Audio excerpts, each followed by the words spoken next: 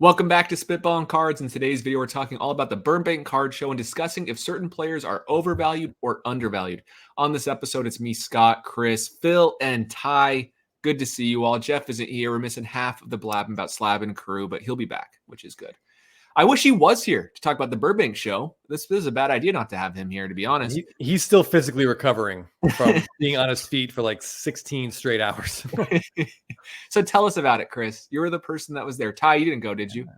No, I've been in the past. I did not go this time. Okay, cool. So we'll hear what you have to say too. But Chris, you were the guy there this last week. What'd you think? Yeah, actually, I went up to the Cards HQ booth and I asked. I assumed Teapot you weren't going to be there. You would have told me, but I asked if you were there, and the guy's like, "No, it's just me today." And I was like, "Oh," and I just kind of walked away.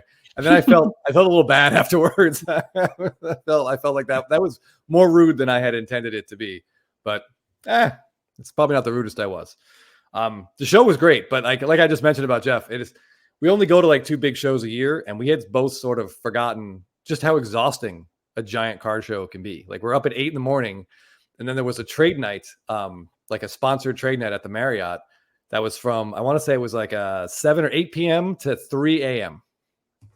And we're like, all right, we're gonna get some cocktails in us at the hotel, get some food, and then we're just gonna go hit that trade night, and we'll be there until we run out of gas. And we ran out of gas at 11 o'clock, or like a little bit before. Like, we were just done. But it was awesome. It was great. It made me really wish that we had made it to the National.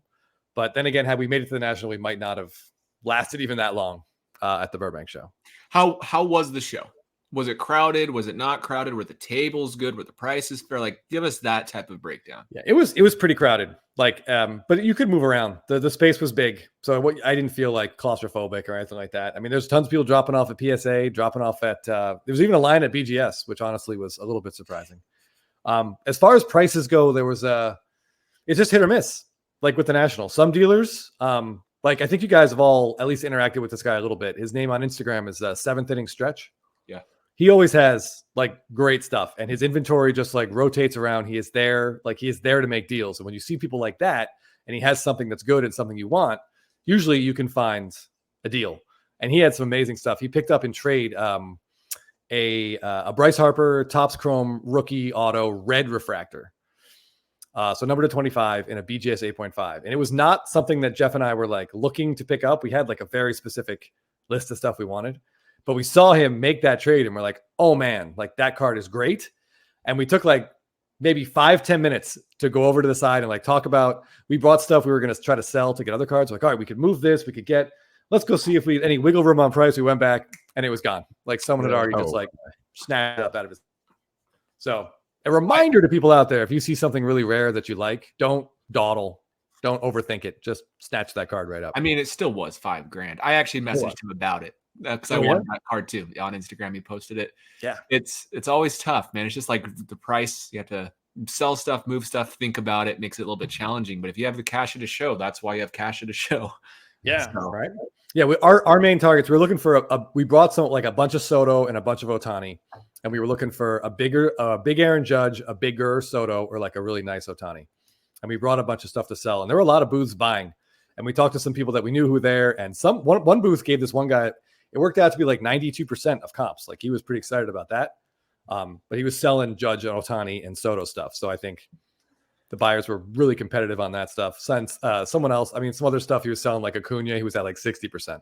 So just depended what you have. So opposite of 7th Inning Stretch, there's this other guy. We have now seen him at every Burbank show. And he has great stuff like really rare Devers and Guerrero and Soto. And like an Acuna clear, but he's had the same like 16 cards in his case every single show, and he will not move on these prices. He had a red ink Soto PSA 10, which is one of the things we had like talked about finding. And we're like, okay, the last sale was end of July or end of June for $6,100. So like it's gone up from there. So we brought like $7,000 worth of Soto money. We're like, if we can get that cash, like, how do you feel about this? He had it stickered at 85 and like, he wouldn't move. He was just like a tree, dug his roots in, and it was there at the end of the show. And I'm sure it'll be there at the next show too. So that's kind of a bummer, but if you love your cards and you don't want to sell them, you don't have to, obviously. I want to ask Phil a question. Phil, you've done dealers. Like, you've been a dealer at shows before. You've set up, right? Yeah. Why would anyone do what Chris just said from your experience? If you don't have enough inventory that is stuff that's hot or liquid, where like literally you have to fill a display case with something, and then it's like, well, why even set up at all? So the answer to that might be to hold their space for the next time where they might have better inventory to sell. But it seems like this guy is sort of, and there's a lot of people that are sort of stuck at, well, it hasn't recovered from where it lost its value. And, you know, there's a behavioral finance theory that suggests that it's easier to move on from stuff that you've won on than stuff that you've lost. People would prefer to like not lose money than make money. Yeah, exactly. So, I mean, you're not thinking like, well, what's the replacement of, like, could I replace this with something that would have a better chance of appreciating, even though this has fallen 60%? So people have a hard time kind of jumping to that. Like, where's my money best put at this current time? They just want their money to go back. They don't want to take a loss on the card. Yeah. I'll tell you why you do it, Scott, because you know what you have. You know what you have. You don't need to come down on the price. Yeah, that's a great point, Ty. But loss aversion is a real thing. Phil, you talked about it. People, if they buy a card for $5 and sell it for 10, they feel good. But if they buy for $5 and sell it for $3, they feel worse than they felt good. It's kind of like the actual principle behind it. So that's why we see that with cards a ton. We're all guilty. Yeah, of course. There's a pride thing to it. There's part of us that's like embarrassed about the situation. But I mean, at some point, I'm like, dude, are you trying to sell me this card? Or are you trying to like cram it up my rear end? Like, I don't know which. These things have corners. It's gonna hurt. But you know, yeah. Anyway. So cool. I think there are some cases where people like have a number that they're willing to take for a card, and so that's like, in a way, you're entitled to that, right? We've talked about like fixed price listings on eBay and other sites where it's annoying when you find a card that you're interested in buying, but the person's 40 or 60 or 100% over what fair market value is on the card. Yeah, they have a right to put it out into that marketplace space for themselves and say, this is my price. It's just frustrating when it sort of clutters up your mental space or gets your hopes up and says like, man, that's a card I'd really like to obtain, but not at that price point. So I don't know. I think there's a bit of a conundrum there. I've always thought if I were a dealer and I had cards like that, it'd have to be something really rare, like something you just don't ever see, and in maybe a one of one or something. And then you have your price. Scott, let's take your Buster Posey and let's say just some arbitrary number. You're like, I'm not taking a penny under 20K for this one of one. And if somebody wants to give that to me, great, I'll sell it immediately. But that's my price that I would ever move it at. You could put that out. If I had a showcase, I'd almost like compartmentalize it and be like, this is the stuff priced to move.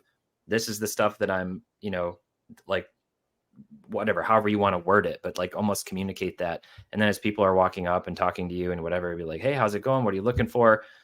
Just so you know, like, I do have these cards available. They're very rare.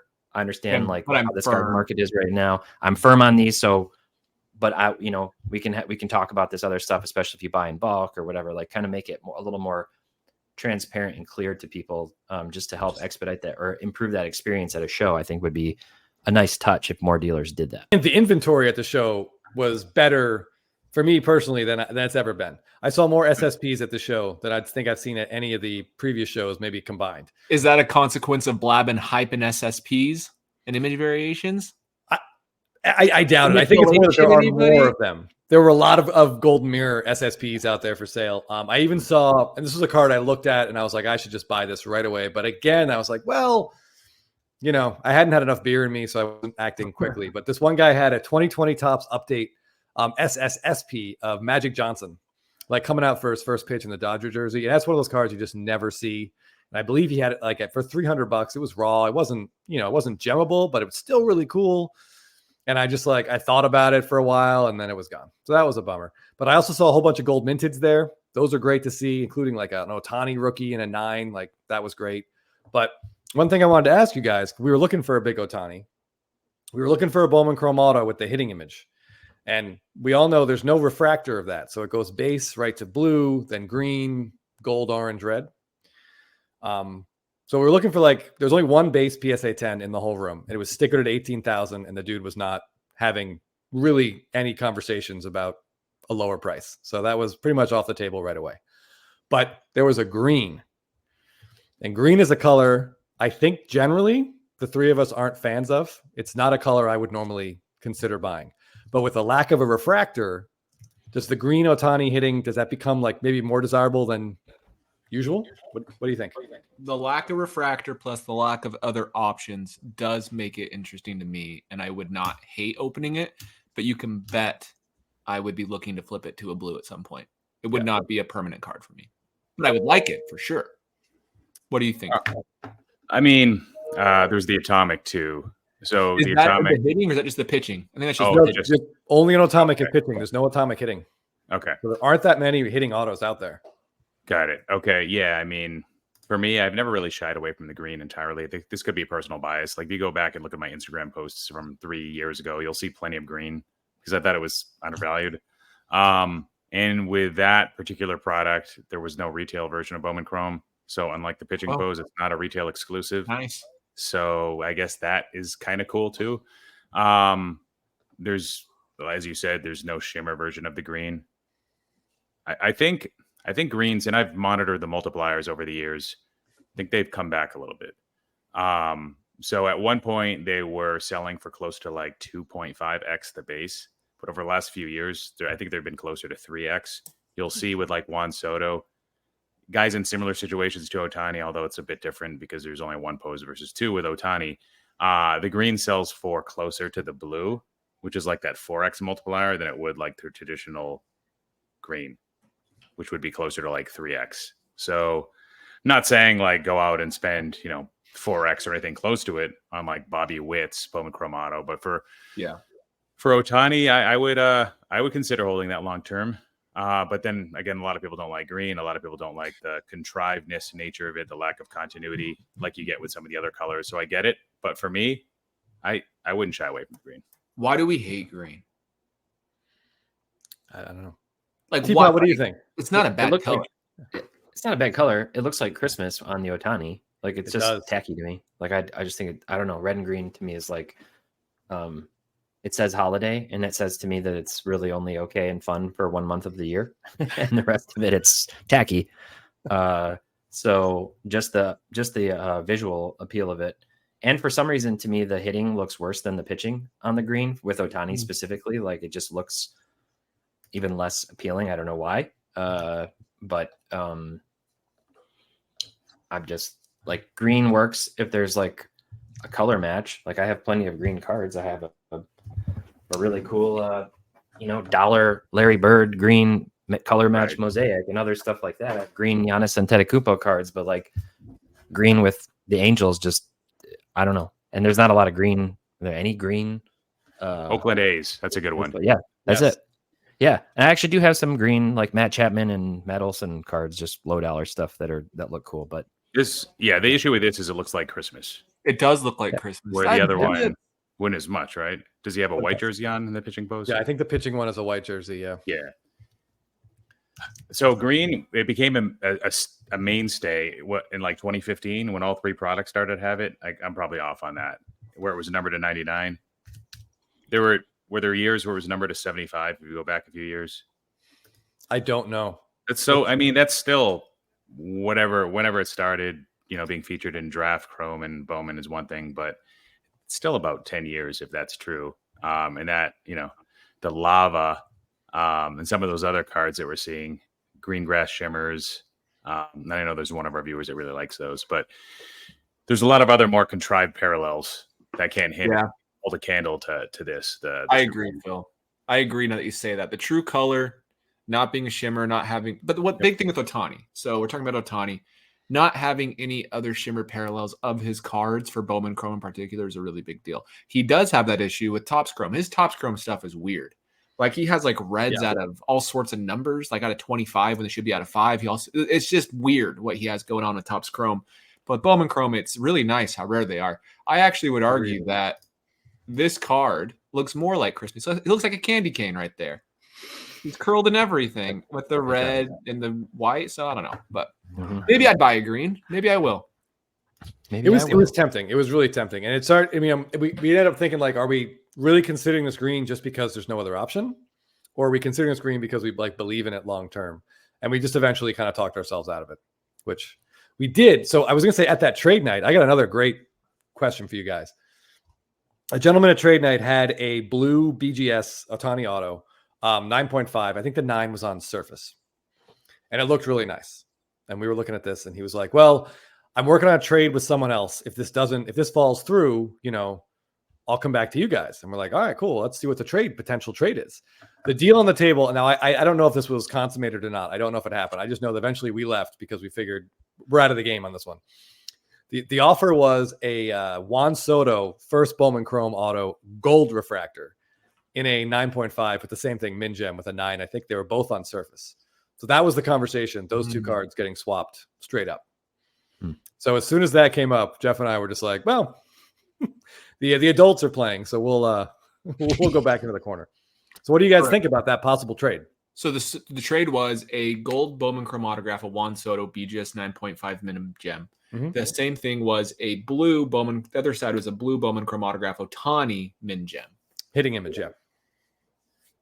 Both 10 autos, if that helps. Should we close our eyes and vote so no one can cheat? No, we're too old for that. Okay, well, I'd probably take the gold Soto personally.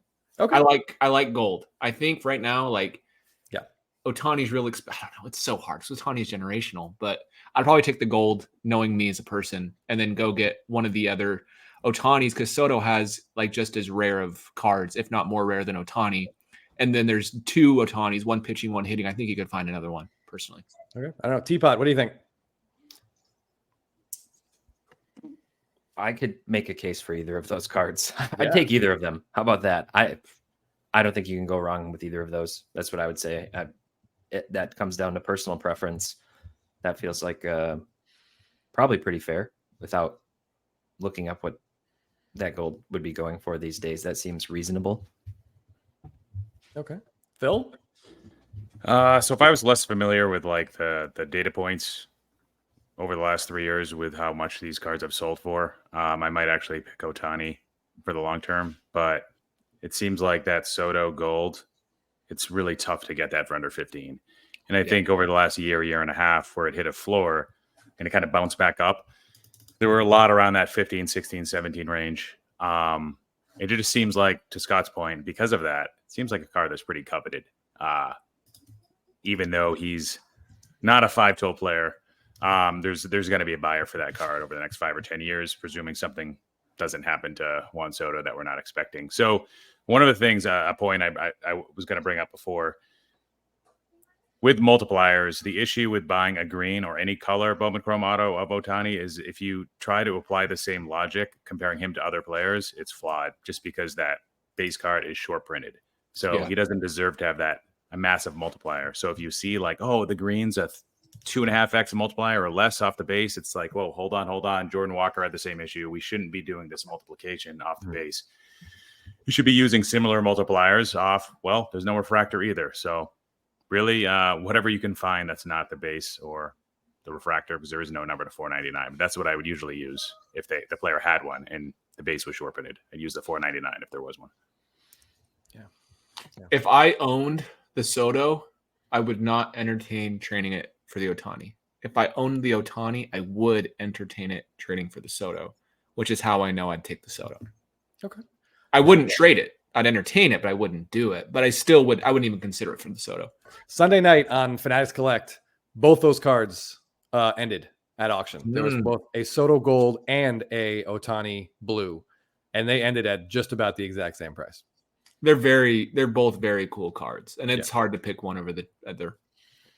Yeah. In the I would take the Otani because I just don't know if I could hold a Yankee player that long. And there's always going to be that. To me, I think that risk for Soto is if he signs with the Giants, I'm out 25% on that card, right away. And I'm not 100% sure he signs with the Yankees because he hasn't signed with the Yankees yet. He's a Boris client. He was never going to sign with the Yankees. He's got this far, 25. Why would he at this point? Yeah, I don't know what the conversation I think he's signing with the Yankees. Don't you, Phil? Phil, what do you think? I think the fans are going to force their hand just like they did with Aaron Judge, which worked out. He's been really good, and the team's been really good. They've got a good chemistry this year. And if Soto was to move to San Francisco, it's like we get that like war is ballpark adjusted and stuff, but those stadiums can mess with players' heads mentally. Being like really long one way versus the other, or I guess rain layer also. Is that in San Fran or is that just San Diego? Yeah, or no, that's in San Fran. Seattle? Right field is really tough in San Francisco. You got a really high wall. It's right center. Forget about it. And I could be wrong. Maybe they pulled in some of these dimensions, but I think that would mess with Soto's head, and he'd be like either too pull happy or the exact opposite, and that's when he's not at his best. Yeah. I think he's going to be on one of three teams, and I put them in order of Yankees, Mets, Dodgers. Those are the only three teams I can see him going to. I could see him going to the Dodgers, which is crazy to say with how big of their contracts they have. But we'll see. Okay. We'll see. Okay. So next thing I want to talk about, any final thoughts on anything we discussed, or can we jump into overrated, overvalued, I should say, undervalued? Real quick, I just want to show you the one card I did buy at the Burbank show. Yeah, let's see it. And of all the stuff that I saw and waffled over and deals we didn't get, I saw this. The guy said the price he was at, and I just grabbed it immediately. And it's I'm a little bit embarrassed because I talk about absolutely hating a certain type of card a lot, but I grabbed this guy. Oh, so cool. it's the orange speckle of the Freeman holding the trophy with, I don't know why. I think in 2022, Topps made a deliberate effort to miss center like all of their cards. But I never seen an orange for sale. So now I have a gold and an orange. Now, if anyone sees a red, like please send it my way. Is there a super of that card? Probably. Yeah, there has to be, but I've never seen it. There's no autos though, which you guys knows that would be more to me than a super. Do you guys want to see the card I picked up this week? I usually don't show cards till I have them in hand, but I'm going to show this one. Oh, yeah. It's going to get lost in the mail now they did that. But I bought a Dynasty Larry Walker with a cool Rockies logo.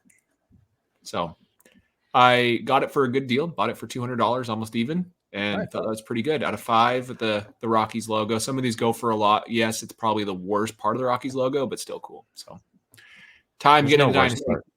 Thanks to you. Nice. I'll show you guys what I got. This was $8. Oops. Oh yeah. Nice little Smoltz gold minted. Yeah. So perfect image. Yeah. That just came in the mail this week. I'm behind on posting things to my Instagram account, so I'm trying to find time to do that. Okay, well, let's jump into our next topic. I love that card tie, by the way. I like that you collect Smoltz. But next topic, overvalued, undervalued. We're going to go pretty quick. Let's not spend too long on any specific player because I don't want it to get stale, but let's talk about Mike Trout first. Now that he's injured for 2 years straight and not been good when he hasn't really been that good. He was leading the league in home runs when he got hurt, but he was also hitting like 230. Overvalued, undervalued. Right now his cards have dropped. Let me pull up some data from Market Movers because we have the Market Mover King here and we can check it out. What do you guys think while I pull that up? What do you think, Phil? I think he is overvalued for the short term and potentially undervalued for the long term, if that makes sense. So you think he's going to drop more now, but go up in the future? Yeah, I think he's going to be at some point more expensive than he is today. But next 5 years, we saw this with Griffey. Imagine buying Ken Griffey Jr. 3 to 4 years after he started to become an injury-prone guy. Yeah, he had the second half of his career was pretty lengthy actually, where he was on the field, off the field. On the field, off the field. He had some pretty good seasons. And it's hard to compare the two because, yes, Griffey's performance definitely faded. His defense, I mean, he finished his career with an overall negative defensive WAR because he stayed in center field. Yeah. So with Trout, what's his arc going to look like when he's actually on the field? Who knows? We don't know yet. But I sort of like the news cycle, just like with anything. It's like, how can things turn up for him? And I know we keep on talking about like, oh, the playoffs. But that's not going to happen. At this point, that's going to be like shoveling sand into the ocean with him. Yeah. How much is that really going to stop the bleeding? $10,000 for his blue. The Otani Green 9 out of 99, he has 2 Bowman autographs, was $12,000 at the show. $10,000 for a Trout blue. And there's not really a comparable card until you get to the gold. There's an X Fractor out of 2 something, but I feel like he has to be either correctly valued or undervalued to me. He will drop more. I agree with you, Phil, but I do think like if I had $10,000, I'd look at that card. So Yeah, as a long-term hold though, you're not gonna be flipping that anytime in the next like Phil said in the next couple of years. Unfortunately, No, I'm not buying that with the anticipation of him doing good next year. No. Oof. Yeah. What do you think, Chris? Overvalued, undervalued, correctly valued? I don't know. I hate to just repeat exactly what Phil said, but it sounded right when he said it. Like it will continue to drop because even if he comes back next year and plays 125 games and puts up good numbers, like the team is going to finish in last place. And it's just I don't know. I don't know how he honestly becomes relevant again. I wouldn't be surprised if he leaves the Angels. How? Whether he wants to or not. Perry was just re-signed as the GM, and I would not be surprised if they say, "Hey, Mike, it's time. We need you to leave. We got to get the money off the books, and we need to go young. And we're going to be that money's not coming off the books, Scott. They'd have to eat the entire contract right now to get rid of him and get anything of value. They might split it with somebody, but they're still going to get. I'm just saying they can get a return still for that money with young players. I think there's a chance he's off the Angels. I don't know. Someone like the Phillies could take it on. That's a lot of money to take on for a guy who has not been close to worth it. Is it 5 years left in the contract? It's got to be more than that, doesn't it? 5 years, like $200 million or something. It's it's a more extreme version of the Chris Sale situation. And all it took for him was a change of scenery. All right, Chris, put down your scissors, stop chopping up uniforms. That actually happened when he was in Chicago, but yeah. Yeah. It also helped Phil that I did not buy a single Chris Sale card after that trade. I haven't touched it, and I've avoided it since. I'm seeing if I can find the salary. I know it's somewhere on Baseball Reference. Yeah, I'm looking at it right now. He is paid through 2030. So yeah, he has, where are we? 25, 26, 27, 6 years left. And it's 6 years, not 5 years. He's got 6 years. $37 million every year for the next 6 years. Yeah, I mean, how much of that could the Phillies legitimately take on and give up someone of value? Yeah, like an Andrew Painter. Like I just don't see it. Just pray for more inflation and maybe they can work something out. Perfect. All right, next player. Let's talk about Vladimir Guerrero Jr. He's been good. He's been real good. He fixed that launch angle. He fixed a lot of stuff. He cut his hair, and now he is who he was supposed to be. He's actually, so people are saying like Bryce Harper is having a great year and he's slowed down, which is typical for any player to have a slump in the year. Right. And Vlad, though, again, only was he 25, 26 this 25 year? 25 years old. Let's compare their years real quick because we've heard a lot about Harper earlier, but Vlad is having a good year. His cards aren't, I don't know. Let me share my screen. We'll talk about it in a second. Yeah, he and Harper just basically they started opposites, and then Harper went south, and Guerrero took off. Like, look at his numbers. Yeah, 168 OPS plus 953 OPS. He learned to hit in the Rogers Center. He did. That's great. 320 batting average. Like, this is the Vlad we hope to see, and I'm glad this is the Vlad we're seeing. But Harper is leading him in stolen bases, so take that for what it's worth. So what do you think of Vlad? Let's look at his cards. I don't even know where he's at, shall we? I just sent a link, Scott. Just click a link that I put in the chat. Thank you, Ty. I will say I saw his Bowman Chrome. Actually, the seller I mentioned earlier, 7th inning stretch, had his Bowman Chrome Gold Auto, the first, in a 9.5, and I believe it was priced at like I want to say like either like $9K, I think, under 10. I don't know about that though. I don't know. I mean, that card at one point was probably 25 grand. Yeah, it should still be loading more. I don't know why it's only showing one. Hit refresh, Scott. I don't know if your internet got hung up or what happened there, but there you go. I don't know, because let's talk about comparable players. Who is Vlad comparable to, in your opinion? What career arc is he on? Age-wise, you got to compare him to Soto because they're the same age. But their stats aren't the same. I know, but they've both been. I'm saying like that's his contemporary. They both started super young.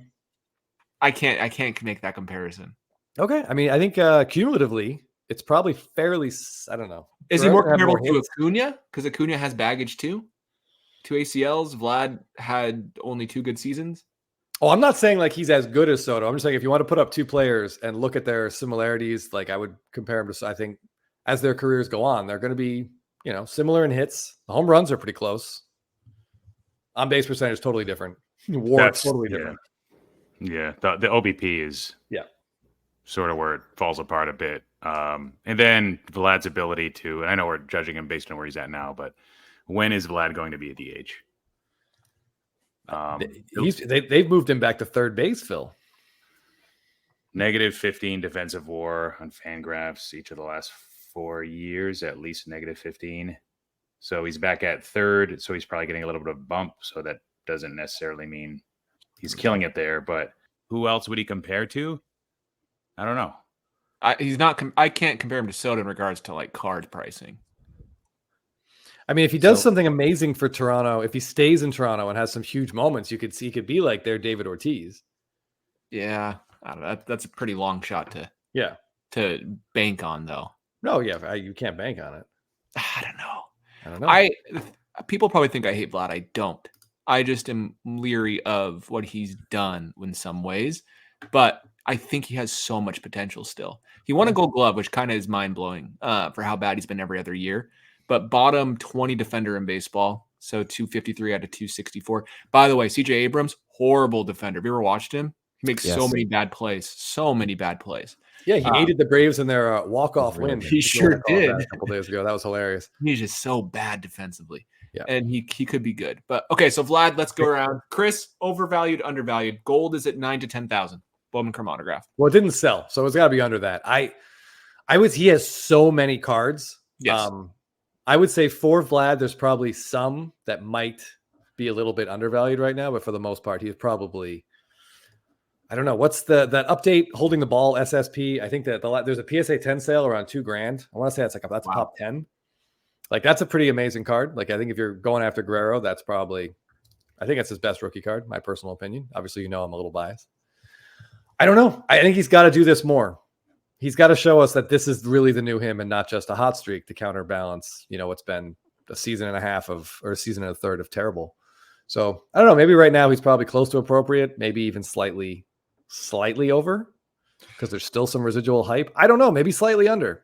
I'm not buying him if that helps. So my answer is I don't know. There, I said everything possible. I almost bought a PSA 8 of him holding that ball, that super short print. I was going to buy it. It was 280, 210. The one that was up for bids? No, it was on Instagram.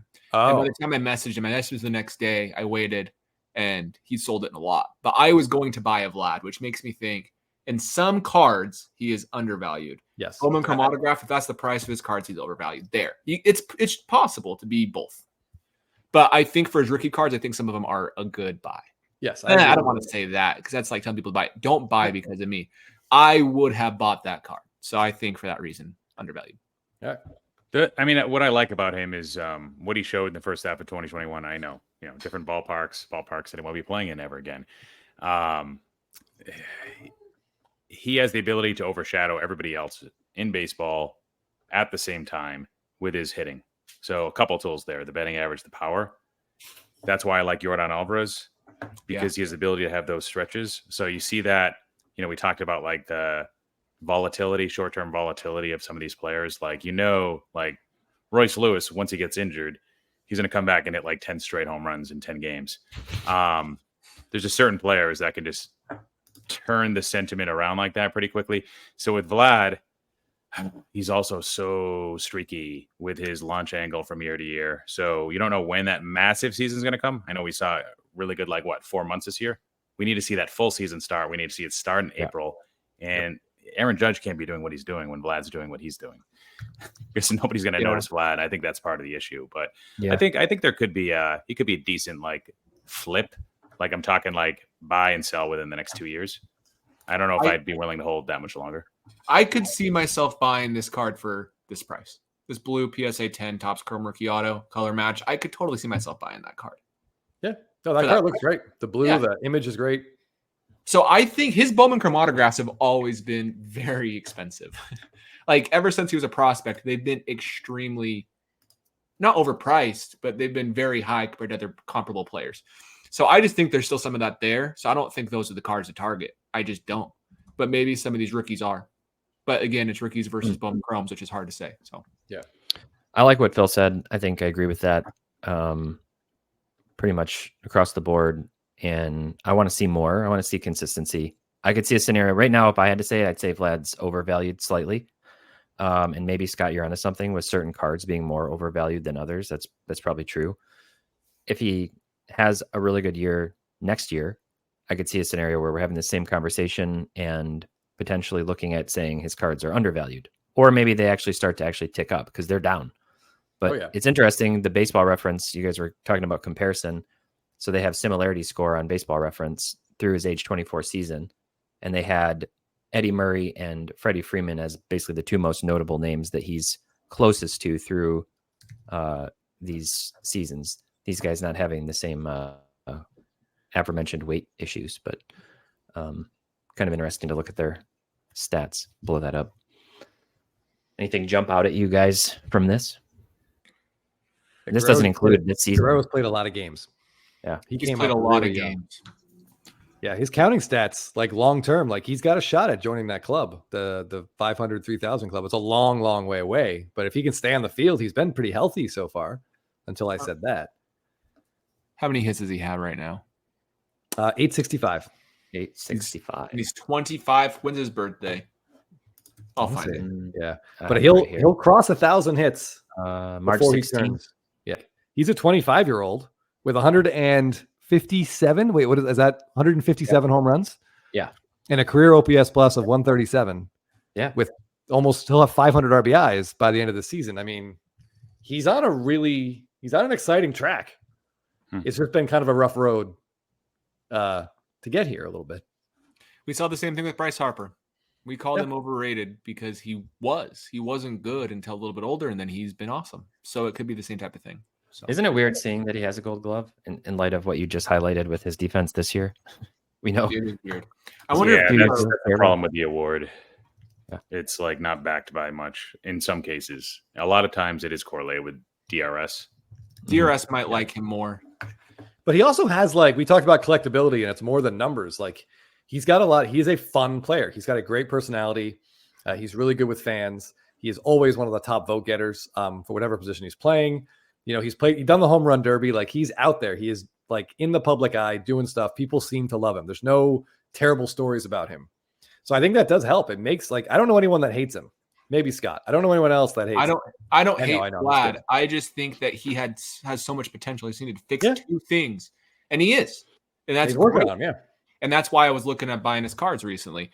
DRS likes Vlad significantly more. Yeah.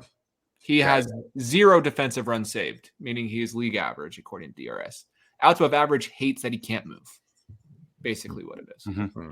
So, but outs above average is overtaking DRS, unfortunately, for Vlad. So, in the sabermetric world. Okay, let's ask about one last player, and then we'll wrap this episode up. And that player is Ronald Acuna Jr. Is now an interesting time to consider purchasing his cards. You guys all liquidated, I believe, right? Some of your cards.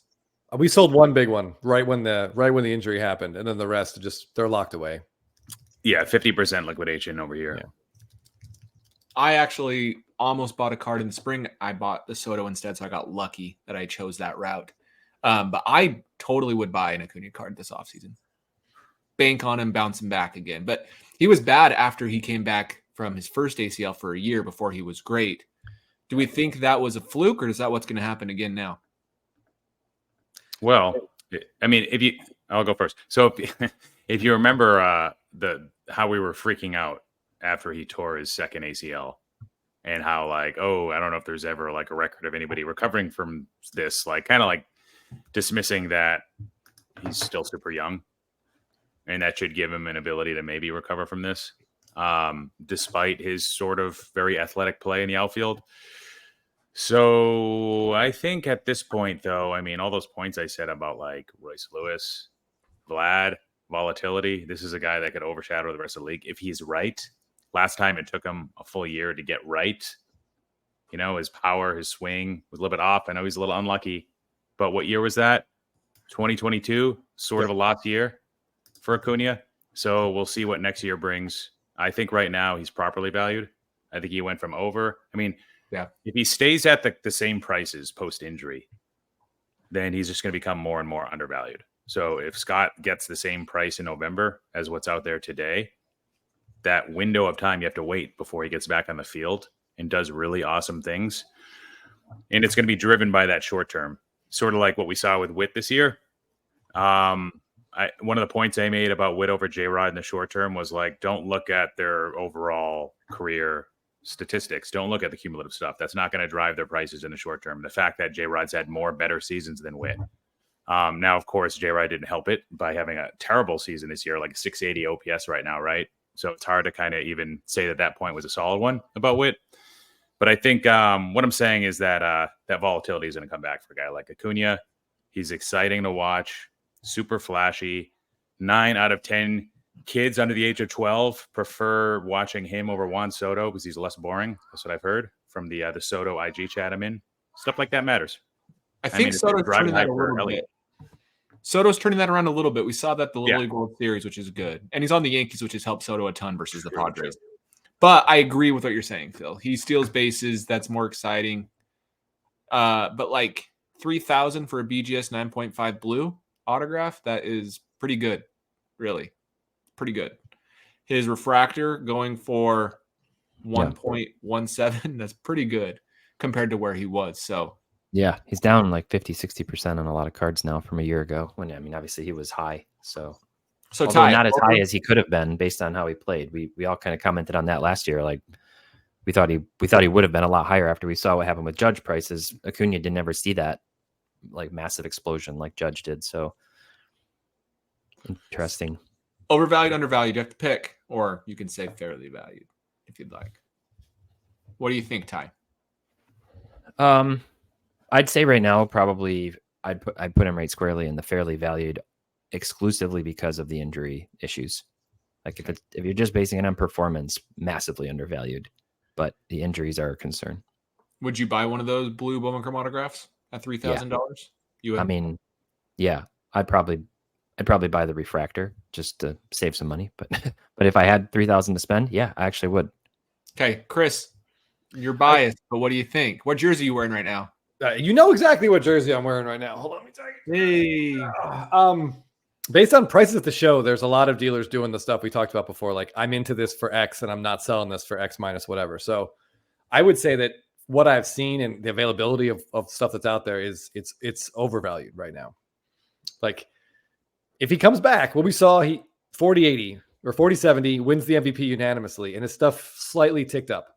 So if he does that again, and stuff slightly ticks up again, it's still going to have slightly ticked up from what Ty just said, a 60% down. So it's a long road, I think, for him to come back in the hobby. Like he's got to show us 2 years in a row. Yeah. Which he unfortunately has not really been able to do yet. Okay. So I'm not buying anything right now. We'll see what happens in the fall. If anyone starts like dumping stuff in the fall or winter, then maybe. But I'm not actively like buying any Acuna right now. Yeah. Which is so sad to say. I wouldn't be surprised if next year we all wish we bought some Acuna right now. Yeah. So, that's a thing that's tough. But, all right, well, thank you all for watching. Let us know down in the comments who you think is overvalued and undervalued, and we will see you in the next video.